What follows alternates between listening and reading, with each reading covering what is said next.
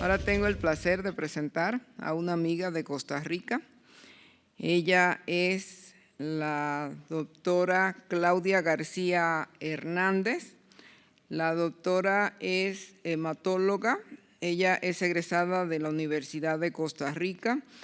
Hizo posgrado en hemostasis y trombosis en el Hospital de Santa Fe, Valencia, España. Coordinadora de la Clínica de Hemofilia y del Servicio de Trombosis y Hemostasia de Costa Rica. Es vicepresidente de la Asociación de Médicos Hematólogos, profesora adjunta del posgrado de hematología y es investigadora de los estudios Roche del emicizumab, HAVEN 1, 2 y 3. La doctora nos va a hacer el favor de presentarnos las terapias innovadoras en hemofilia, elevando el estándar de tratamiento en beneficio de los pacientes. Doctora, muchas gracias por acompañarnos. Bueno, muy buenas tardes. Creo que ya son tardes, ¿verdad? No, buenos días todavía. Muchísimas gracias a la Agrupación Mexicana de Hematología por la invitación y específicamente a la Casa de Roche, como siempre. Es un placer venir a visitarlos, disfruto muchísimo y como comentaba anteriormente, su gastronomía es fascinante. Hoy tengo el placer y el gusto de hablarles sobre una nueva molécula que está cambiando el paradigma para aquellos médicos que tratamos pacientes con hemofilia. Y es que como todos nosotros, estos son, mis conflictos de interés. Como todos ustedes saben, la hemofilia es el desorden hemorrágico hereditario más frecuente que tratamos, siendo más frecuente la A que la B. Un largo camino y décadas de experiencia nos vinieron a enseñar que la terapia sustitutiva era un tratamiento que generaba un cambio en la calidad de vida de estos pacientes o en la historia natural de la enfermedad, que se caracterizaba inicialmente por sangrados recurrentes, altamente debilitantes, con una pobre sobrevida y expectancia de vida en esta población, aún en que si el paciente era capaz de ser adherente a la terapia sustitutiva, no solo lograba mejorar su morbilidad y su estado natural o su condición funcional, sino que además lograba equiparar esa expectancia de vida al resto de la población global. Sin embargo, de la mano con la terapia sustitutiva, pues obviamente vino acompañado con una serie de retos que todavía nos encontramos tratando de solventarlos y tratando de llenar esas necesidades no satisfechas. El acceso venoso sigue siendo una dificultad, sobre todo en la población pediátrica, acompañado muchas veces de la mano de la falta de adherencia, que nosotros como médicos, tratando de darle lo mejor a nuestros pacientes, se nos olvida muchas veces la carga que representa para el paciente y para la familia tener que cumplir un tratamiento intravenoso crónico y prolongado. Y los últimos dos que yo pienso que para países latinoamericanos como los nuestros siguen representando un gran reto. Según la última publicación de la Federación Mundial de Hemofilia, el 70% de los pacientes hemofílicos no tienen acceso a la terapéutica actual instaurada y el riesgo de desarrollo de inhibidores sigue siendo una de las complicaciones más serias que enfrenta esta población, no solo porque viene a impactar significativamente sobre su morbilidad, sino porque con las terapeutas actuales, a pesar de que tenemos los agentes bypaseantes, no existe hasta el momento ninguna terapia profiláctica efectiva que mejore la clínica de estos pacientes al 100%. Entonces, esta falta de efectividad del 100%, la carga que representa la administración crónica de un tratamiento intravenoso y definitivamente el costo económico que representa el manejo de estos pacientes y los tratamientos para países como los nuestros se han convertido en un nicho ideal para el desarrollo de nuevas terapias innovadoras y potencialmente disruptivas. Y hoy les vengo a hablar de una que es específicamente el emicizumab. Antes de entrar un poquito de fondo en el tema, recordemos cómo es que funciona el factor 8. Entonces, el factor 8 generalmente circula como una proteína o como un procofactor inactivo a nivel plasmático en rangos de 0.1 microgramos por mililitro. Generalmente circula como una proteína heterotrimérica, ¿verdad? Que va a estar constituida por un ion metal asociado a una cadena ligera y a una cadena pesada y siempre en una unión estrecha con su proteína chaperona, que es el factor de von Willebrand. La cadena ligera, generalmente tiene un tamaño de 80 kilodaltos y va a estar constituida por los dominios A3, C1 y C2 y la cadena pesada va a estar constituida por los dominios A1, A2 y el dominio B. Esta es heterogénea en el tamaño porque puede llegar a medir entre 90 a 200 kilodaltos y esto va a estar determinado por la proteólisis que surge en el dominio B. Entonces, como ya sabemos, básicamente su función va a ser actuar como un cofactor posterior a que se da su activación que va a enlazar lo que es el factor 9 activado con el factor 10 y ejercer un efecto catalítico. Entonces, lo interesante de esto es que la distancia que existe entre estos sitios de unión, entre el factor 9 activado y el factor 10, es la misma distancia que existe entre los sitios de unión antigénica de una inmunoglobulina IgG y específicamente IgG4. Y es así como nace la idea del emicizumab. Como ya sabemos, esta tiene que sufrir una serie de pasos de activación, ¿verdad?, donde se da la proteólisis y cambios conformacionales para que pueda ejercer su acción. Y más adelante nos daremos cuenta que tiene importantes diferencias desde el punto de vista de modelos de acción con el emicizumab. El emicizumab, pues básicamente es un anticuerpo monoclonal bioespecífico humanizado que se caracteriza por tener dos sitios de unión. Un sitio que es capaz de unirse al factor 9 tanto en su forma activa como inactiva y otro sitio que es capaz de unirse al factor 10 tanto en su forma activa como inactiva.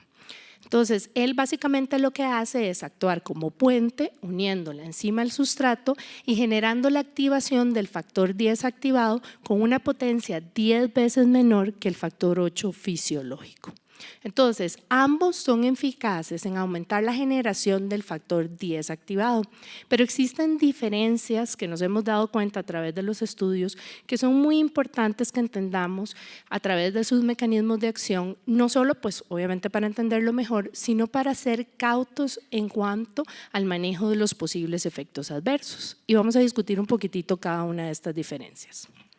Entonces, la primera diferencia, como es lógico pensar, pues son los sitios de unión. El factor 8 se caracteriza por unirse al factor 9 activado con múltiples sitios de unión que van a estar distribuidos a través de la cadena ligera y la cadena pesada. En cambio, el emicizumab tiene una unión muy directa, o sea, él se une al factor 9 a través del receptor EGF1-like y al factor 10 a través del receptor EGF1-like 2. La segunda diferencia va a ser en cuanto a lo que es la afinidad. En ausencia de fosfolípidos, el factor 8 activado tiene una capacidad de afinidad con el factor 9 de 15 nanomolares. En cambio, el emicizumab tiene una capacidad de afinidad de 1.5 nanomolares. Lo mismo ocurre con el factor 10. Entonces, ¿cuál es la importancia de esto? Bueno, básicamente es que esto nos va a determinar qué tanto complejo tenaza vamos a formar o indirectamente qué tanta activación del factor 10 vamos a tener. Lo que han demostrado los estudios con el emicizumab es que esta unión o esta formación del complejo tenaza va a tener una distribución en forma de campana. Y aquí radica la importancia, o sea, lo que quiere decir esto es que a mayores cantidades de anticuerpo vamos a tener una caída de formación del complejo tenaza, porque simplemente lo que empieza a pasar es que las moléculas de factor 9 activado y de factor 10 se unen por separado a distintos anticuerpos. La tercera diferencia es una diferencia que es muy importante y radica básicamente en que el emicizumab es una molécula que no distingue entre si los factores están activados o no inactivados. Es decir, el factor 8 activo siempre va a tener la capacidad de unirse con el factor 9 activo y con el factor 10. En cambio, el emicizumab va a tener la capacidad de unirse tanto al factor 9 activo como al inactivo y va a tener la capacidad de unirse al factor 10 activo como inactivo.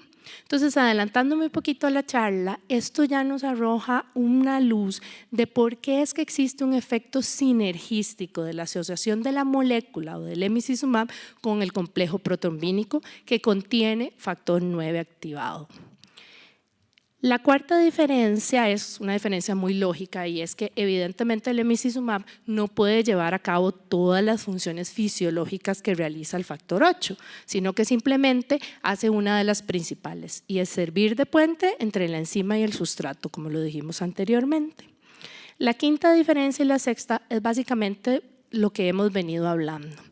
Normalmente el factor 8, como ya lo sabemos, tiene que sufrir una serie de pasos para que lleven a su activación. Es decir, tiene que sufrir proteólisis, un cambio conformacional y esto lo que nos traduce es que tiene un botón de encendido y de apagado. En cambio, el emicizumab no tiene un botón de encendido y apagado, sino que él es una molécula que siempre está encendida. Lo que hace que sea efectivo o no es lo que les dije anteriormente, o sea, es la capacidad que él tiene de unirse eventualmente al factor 9 activado en conjunto con el factor 10. Su principal determinante para que pueda realizar su función va a ser la cantidad de factor 9 activado que tengamos disponibles. Y la última diferencia es que una de las cosas que daba un poco de temor cuando esta molécula surgió es lo que les estoy diciendo, bueno, si esta molécula siempre está encendida, ¿cómo hago para apagar este sistema? ¿Cómo hago para controlar esa formación de ese complejo tenaza y no inclinar la balanza hacia el otro lado? Bueno, básicamente lo que los estudios nos demostraron es que esta formación del complejo tenaza con el emicizumab sí es sensible a ciertos anticoagulantes naturales, específicamente la antitrombina 3 y la anexina 2 proteasa. A lo que no es sensible es a la proteína C, a diferencia del factor 8.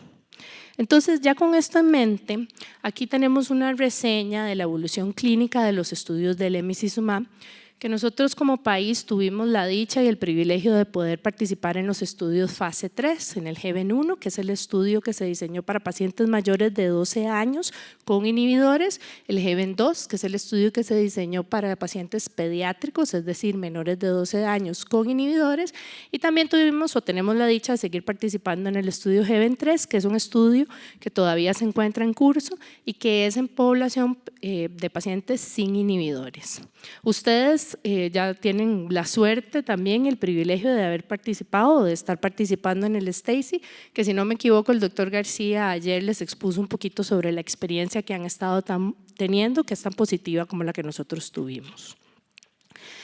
Básicamente el GEVEN-1, que acuérdense que es el estudio en pacientes mayores de 12 años con inhibidores, la información que presentamos aquí, yo me imagino que ya todos ustedes la conocen, y es que lo que demuestra es simplemente lo que vimos en los estudios fase 1 y fase 2, o sea, demuestra la ventaja o el beneficio del emicizumab en forma profiláctica versus la no profilaxis en base a la tasa anualizada de sangrados en un periodo de 6 meses. Entonces ellos lo que vieron es que los pacientes asociaban un 87% de reducción de esa tasa anualizada de sangrados, pero lo más impactante que siento yo y que era lo que no nos esperábamos es que el 62.9% de los pacientes tuvieron 0 sangrados versus apenas un 5.6% en aquellos pacientes que se encontraban a demanda.